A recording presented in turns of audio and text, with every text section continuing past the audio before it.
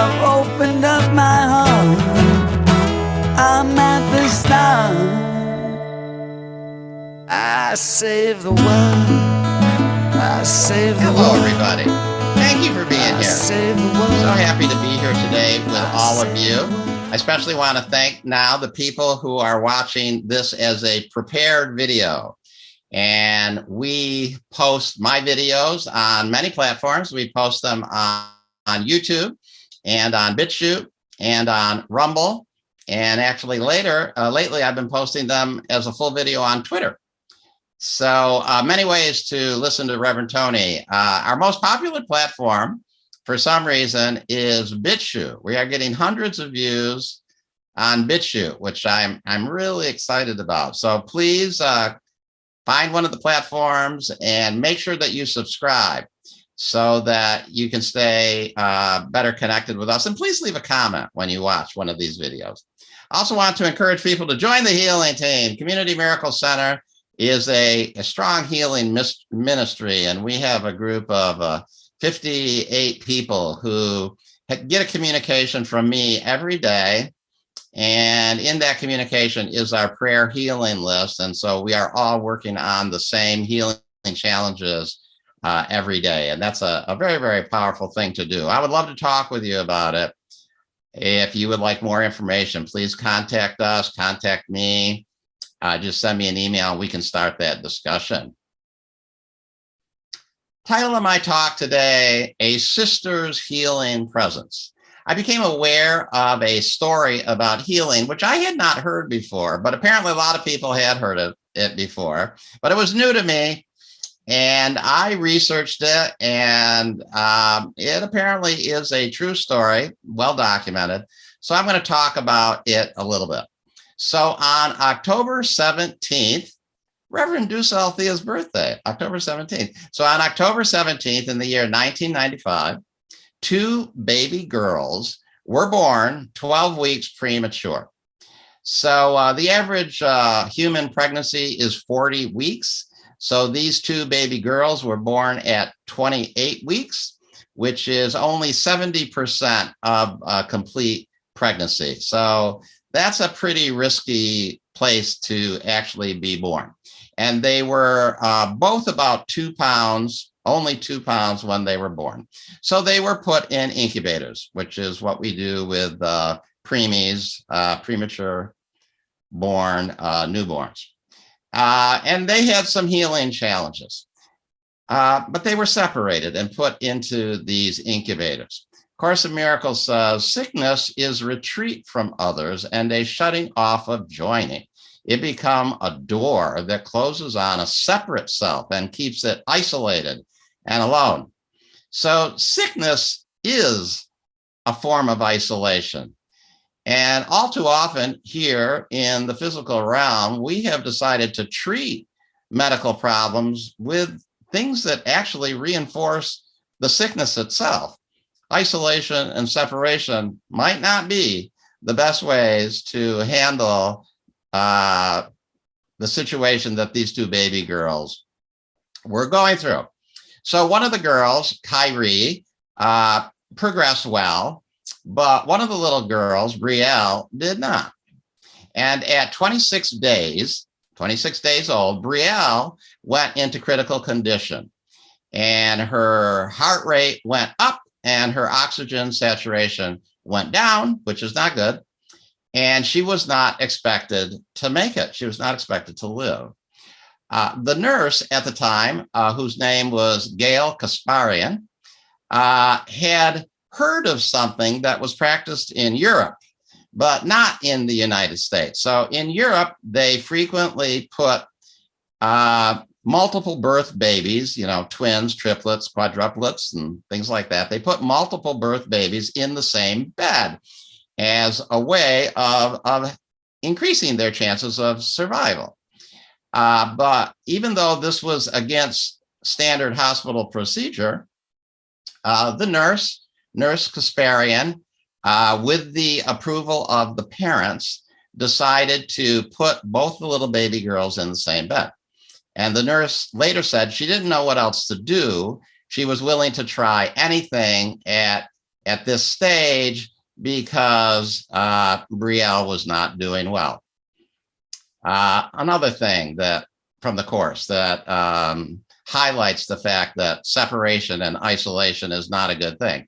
Sickness is isolation, for it seems to keep oneself apart from all the rest to suffer what the others do not feel. So when the nurse put Brielle in the same bed with Kyrie, Brielle at first squirmed and squiggled a bit, and then maneuvered herself next to her sister, Kyrie. And almost immediately, Brielle's vital signs started to improve. And then a very interesting thing happened. The other sister, Kyrie, extended her little baby arm over and embraced her sister, Brielle. And the vital signs very quickly normalized. And as so happened, miraculously, there was a professional photographer there, and the photographer took a picture. And the picture of these two little baby girls with Kyrie arm reaching over and hugging Brielle has been widely distributed. You might say it went viral, still distributed. And it became a very popular picture. I'm going to put it up in the screen share so you all can see it in case you didn't see it. Okay, so there is the picture of Kyrie holding on to her little baby sister, Brielle. And this picture was then published in several media outlets with an article that was called the Rescuing Hug. The Rescuing Hug. Let's just look at that for a minute. That's a beautiful picture. That picture touches the heart of many, many people. Okay, as I said, that was in 1995. Of course, many, many years have passed, and the twins grew up to be very healthy teenagers and then very healthy young women. They're now 28 years old. I couldn't find a very recent picture, but I found a picture of them from about 5 years ago. And there they are. As you can see, they're now two beautiful, young, mature women. Very healthy, and they've always been very close. In fact, their parents kept them in the same bed, I think, till about the age of 5. So there they are, healthy young women, and just a lovely, lovely story. Not only did it apparently save the life of Brielle, but it also created a revolution in maternity. And now co-bedding multiple births is common. So it's frequently done with twins and triplets. Put them in the same bed. It increases their chances of survival. So that's a great thing. So this idea of touch being healing, and especially touch being healing for newborns, is nothing particularly new. Perhaps you are aware of sudden infant death syndrome, which is called SIDS here in the United States, sudden infant death syndrome, sometimes called crib death, which is where apparently fairly healthy infants just died in their sleep for no apparent reason. And the medical establishment still is scrambling to find a particular reason for SIDS or crib death. But what has been discovered is that if the babies are held more than usually happens in the maternity wards, that the incidence of SIDS or crib death drastically decreases. So a lot of hospitals have worked out things with volunteers where volunteers go into the maternity ward and just hold the babies, pick the babies up, hold them, walk them a little bit, to just give the babies a whole lot more physical touch. And if you think about that, it only seems natural that should work, it sort of makes me wonder, well, how come the babies really aren't holding their mothers a whole lot more, and their fathers, if there's a father in the delivery room and in the hospital, are available? And then I got to thinking about the whole medicalization of natural birth. We have medicalized natural birth, and this is actually a big discussion that is going on in our society. It has been going on in our society for many, many years. So what does medicalization mean? So I looked it up, and this is the definition of medicalization: the process by which human problems come to be defined and treated as medical problems.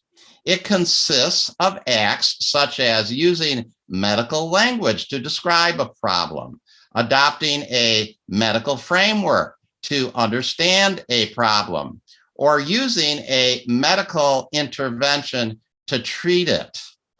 So that was from an article called The Medicalization of Childbirth.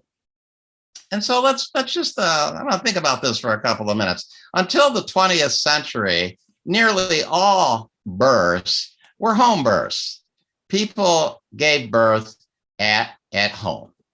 But around the 1900s, moving births into a hospital environment became much, much more common. And, so now this is what happens. So frequently, not only were births at home, but not all births even had a midwife present, though that was a common practice. Some other woman who had been present at many other births and was kind of aware of the challenges and the procedure would be there with the birthing mother to give support and to help as things needed to be helped, but to provide expertise and comfort. So we did have midwives, and there's still plenty of midwives. Actually, some midwives actually work in the hospital environment.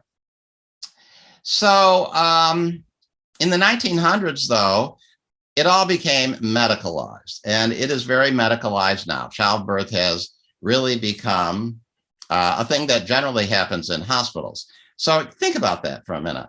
We consider childbirth, and we treat it the same as we would an illness or a disease.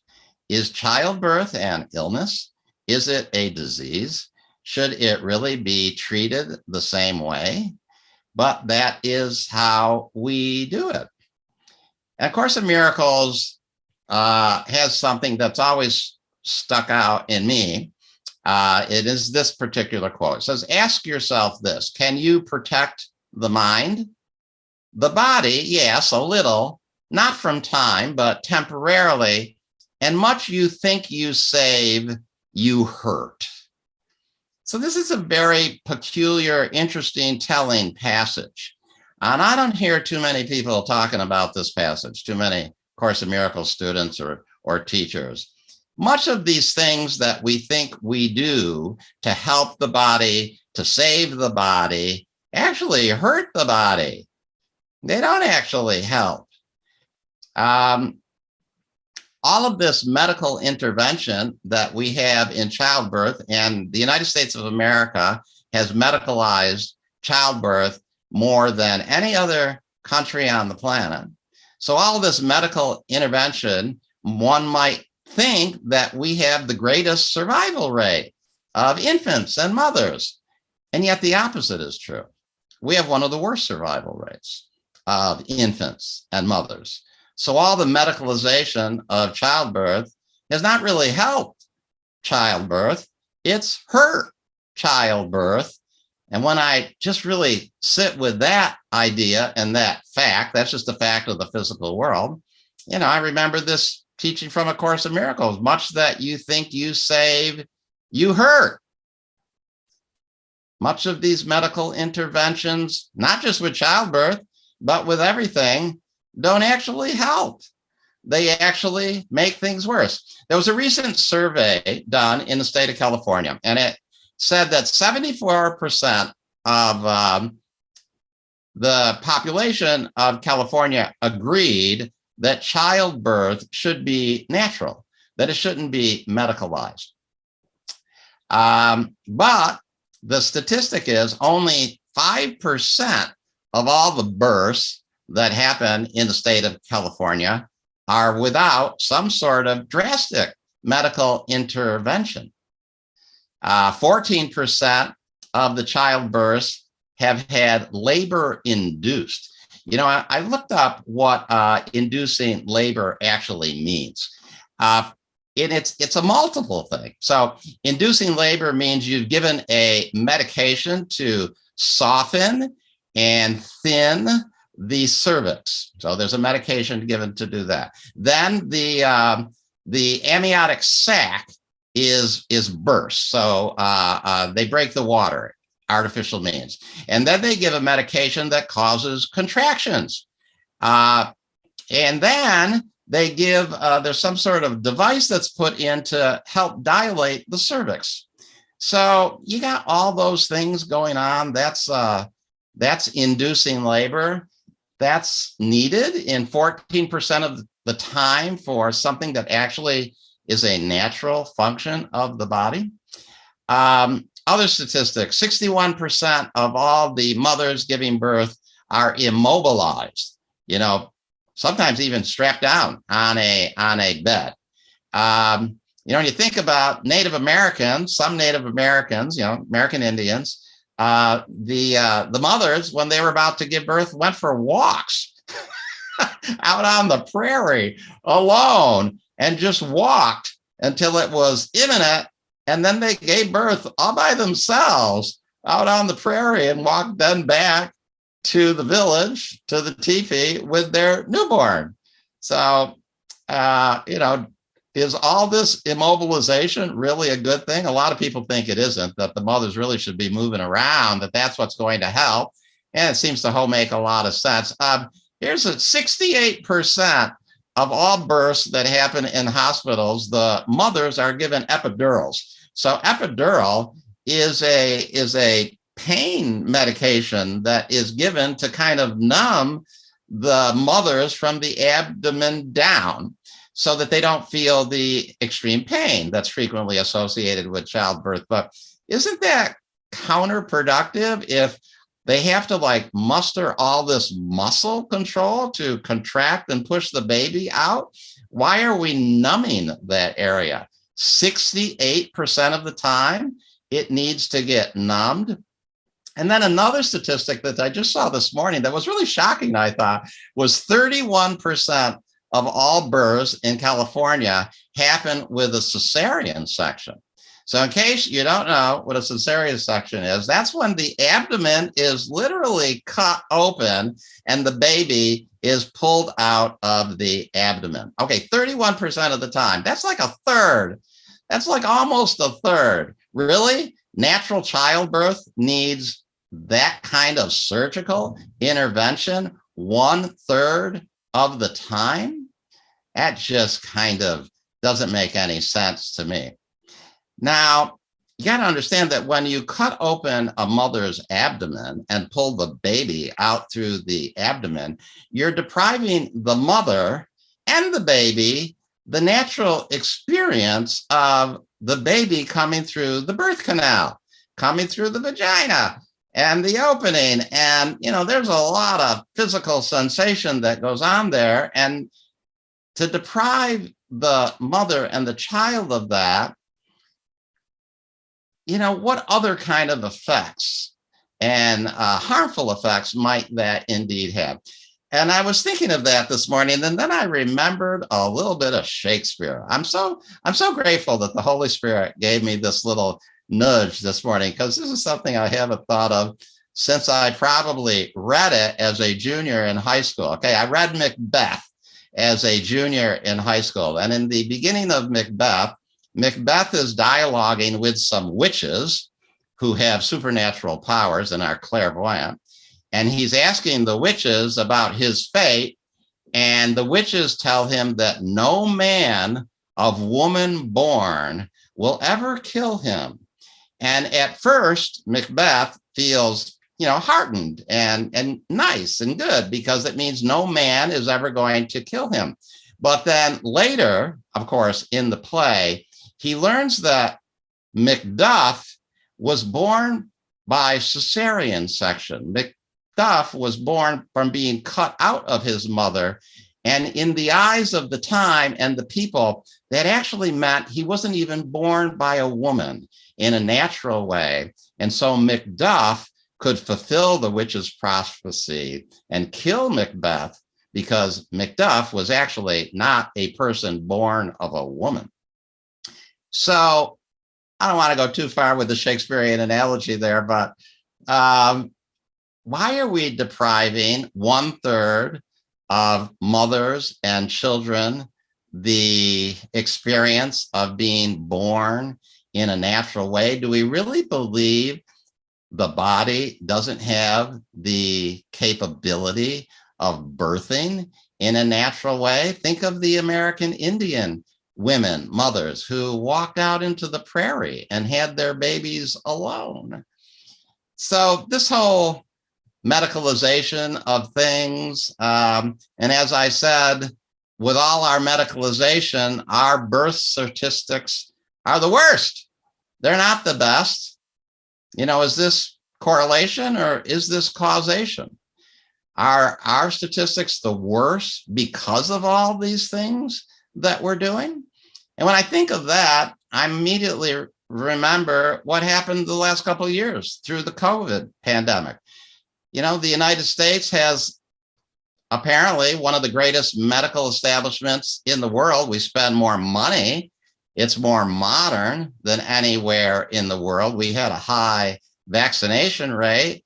All of those things happened, and yet we had the worst statistics in the world in terms of COVID deaths. And the places that had way better statistics than we were third world countries that had not good medical establishments and not good uptakes in the vaccines and access to medications that were deemed dangerous for people with COVID to take. So, there's just a lot of questions I think we should be asking ourselves about the whole process and about the medical establishment and about the way we have medicalized, kind of run away in an insane way with making everything a sickness, everything a disease. Why do so many births have to take place in hospitals as if the patient was severely ill? Birth is not a severe illness.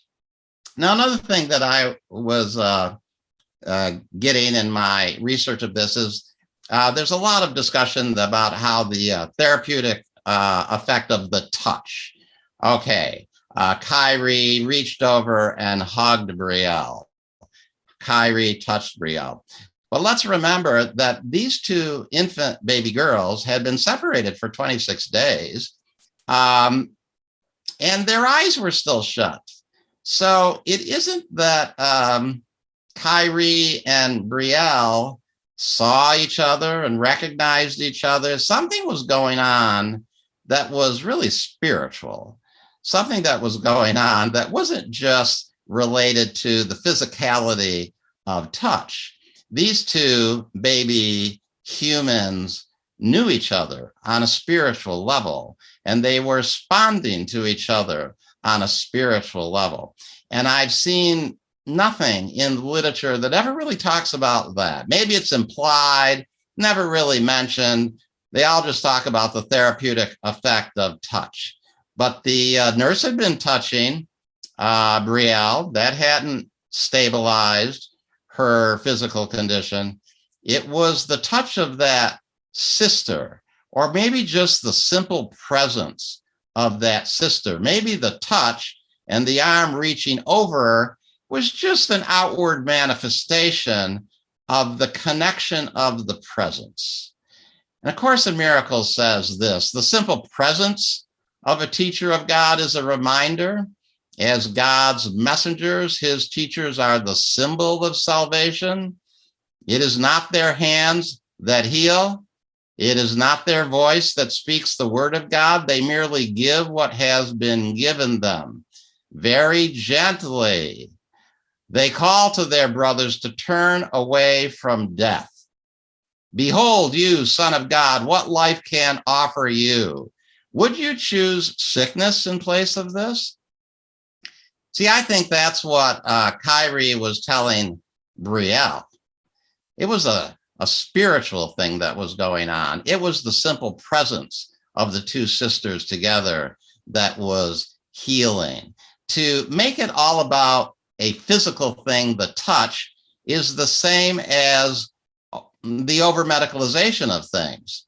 It's making it be about something physical when I think this whole story is really about something truly spiritual that was going on. Remember, these two baby girls hadn't even been in each other's presence for 26 days.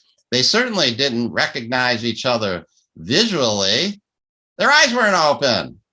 You know, they were connecting with each other's spirit. And let me bring the image up again, if I can. So I can just see the little baby Kyrie holding her sister Brielle and saying to her, behold, holy child of God, what life could offer you? Would you choose sickness instead of this? I think that's what she was telling her little sister. Yes, a touch happened, and a touch was great, but there was so much more going on besides the touch. And I think that's really the healing that this story could show us and could tell us if we truly connect to the spiritual message that was going on. Okay, that's my talk for today. Thank you very much.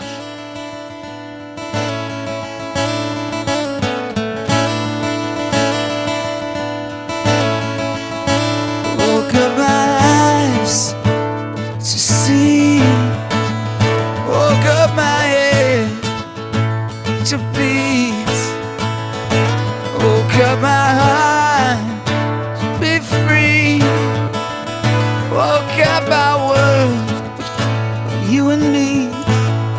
I've opened up my heart, I'm at the start. I save the world, I save the world, I save the world, I save the world.